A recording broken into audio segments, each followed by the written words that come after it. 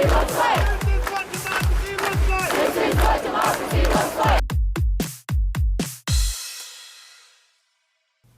everyone! Welcome to Be the Change. My name is Lily Mott, and today I'm going to be talking about how change comes when you use your own experiences to help others.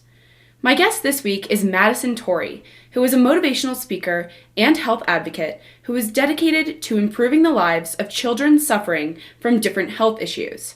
Maddison is also the founder of Hugs, which is a really cool project that she told me a lot about. So without further ado, let's get started with this conversation with Maddison Tory.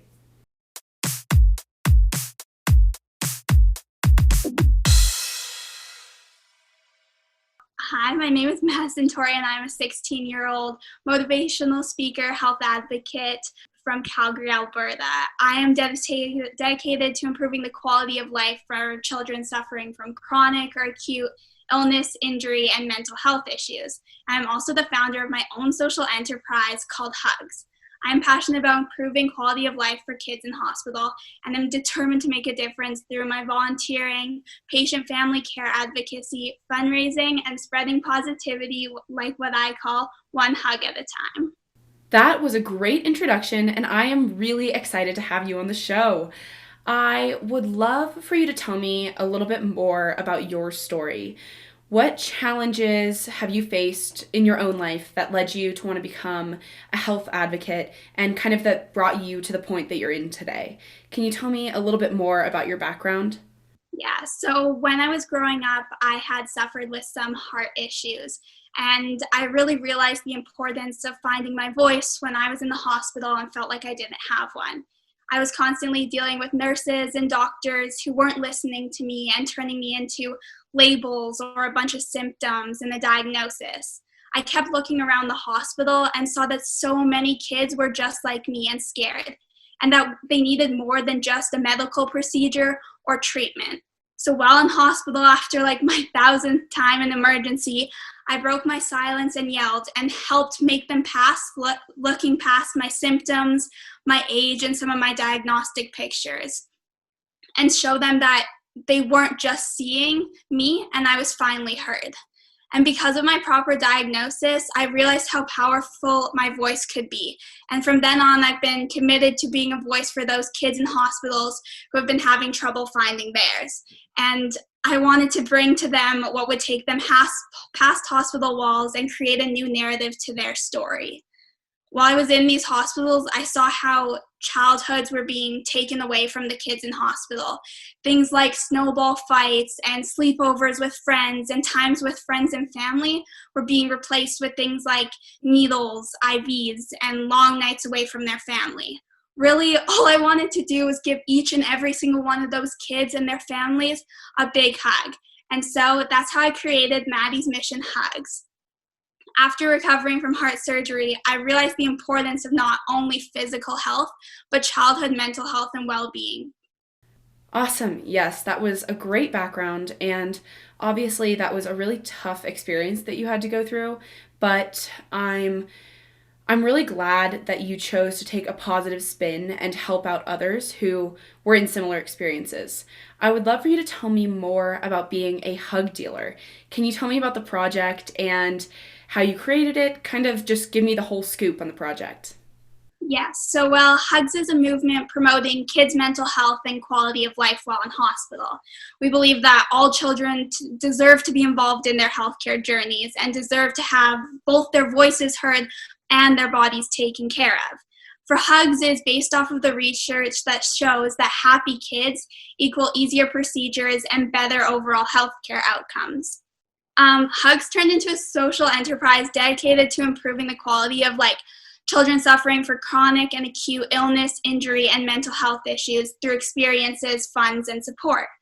I create Hugs products. So Hugs products initially started off as just a warm, cozy fleece scarf with a big hands on the end. It was the closest thing that I could get to giving all the kids in the hospital a hug and give them the support that they needed. This has now turned into them a bigger theme where different Hugs projects. We've had Hug Dealer t-shirts and sweatshirts and baby onesies and hug mugs, and I've even launched a Hugs book. And all of these things go towards the same goal in mind. So all the profit from each of these go towards creating hug parties in the hospital. So we'll bring in things that help take kids past hospital walls, like we'll bring in magic shows or superhero parties or princess parties. And we've even brought in a live unicorn to the hospitals and Ronald McDonald houses for kids to ride and tell their wishes to. Oh my gosh, that is such a cute idea, and I love how you've been able to develop it over the years. I'd really like to know if you have any words of wisdom that you live by, or maybe great advice that has really stuck with you. Does anything come to mind? The advice that I'm constantly always thinking about is the advice that my mom has given me since I've been young. It's always been the thing that's driven both my missions and the Hugs projects. She always told me that sometimes all you need is a hug to know that you are not alone and that you can get through this. And this has become the basis of all that I'm doing and Hugs.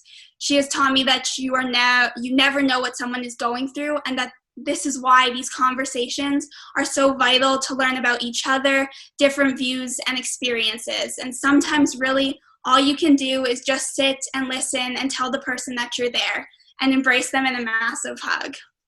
Oh, I love that. And I think I love how it keeps coming back to hugs. Along those same lines, who would you say is your role model? Is there anyone that you really look to for inspiration? Well, my mom has always been my biggest inspiration for me. She's been the one who has believed in me and sat with me through everything from Hugs projects to being in the hospital. And she's really taught me how to care as a person and how to give back and look beyond yourself. And as always, I have some different, more known role models. The second person who really inspires me is Dr. James Orbinski. He's a Canadian physician, humanitarian, activist, and leading scholar in global health, and is one of the founding members of Doctors Without Borders. He truly believes in humanitarian and citizenship and looking at the whole person rather just their disease, and I've always looked up to him and hope to follow in his footsteps. I love that, and I think it's great that you have those people to look up to. I have kind of a signature question that I want to ask you, and I'm really excited to hear your answer. So, there are lots of young people, particularly college students, who want to create change and they want to make a difference in the world.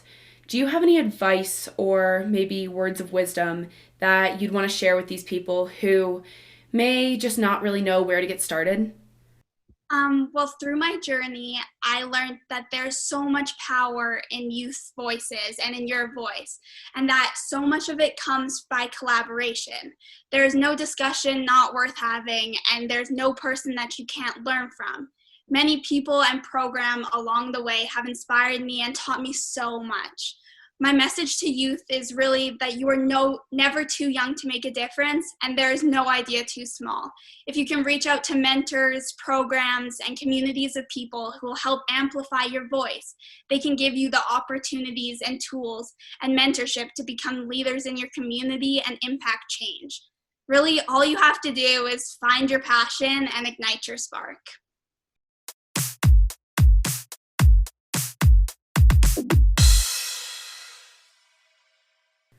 I love Madison's advice, and I really loved her optimistic and positive outlook on life. She's been through so much with her own health journey, but rather than wallowing in those challenges, she's choosing to help other people in similar situations. I can't imagine how much joy she's brought to kids in hospitals when she brings in her hugs, or a magic show, or even the live unicorn that she mentioned. Madison is doing great work, and she is the perfect example of how change comes when you use your own experiences to help others.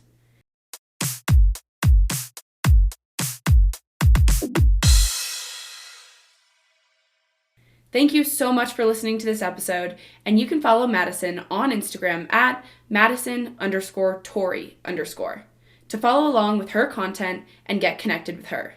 You can also follow at maddysmission.hugs for more info about hugs. If you want to talk about anything I mentioned, please reach out to me by email at lily@bethechange.org or on Instagram at bethechangepodcast.